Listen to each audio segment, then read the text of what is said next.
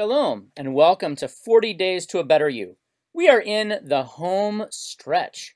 Rosh Hashanah starts tonight, and our theme is generosity.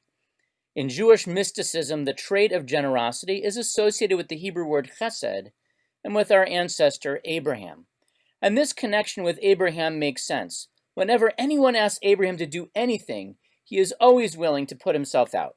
When he and his nephew Lot are disputing over pasture land, he offers Lot the chance to pick the best first. When Lot is later captured, Abraham goes after him and actually rescues his whole city and won't take a reward, and then puts himself out again, arguing to save those sinful people of Sodom and Gomorrah. Twice, Sarah is kidnapped by a jealous king, and Abraham's response is, "Take my wife, please." The ultimate generosity of Abraham, of course, is in the Torah reading that we're going to read on Sunday.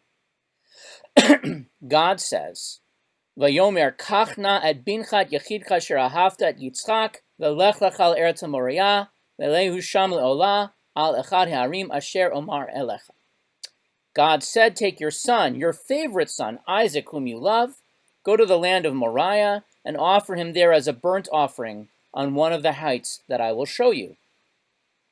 God asks Abraham to offer up his son, Isaac, as an offering.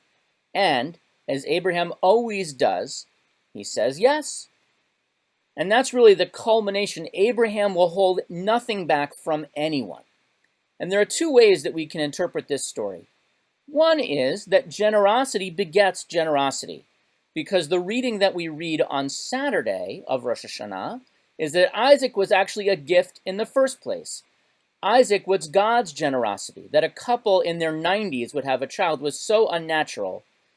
If God gave Abraham such an unusual gift, it's only fair that Abraham should be willing to return the favor. So we cultivate generosity by giving and appreciating the gifts that others give to us. And so as we approach these high holidays, we hope that God will be generous to us. On the other hand, maybe it's possible to be too over-generous. After all, if you're Isaac, you might rather that your father held back a little bit more.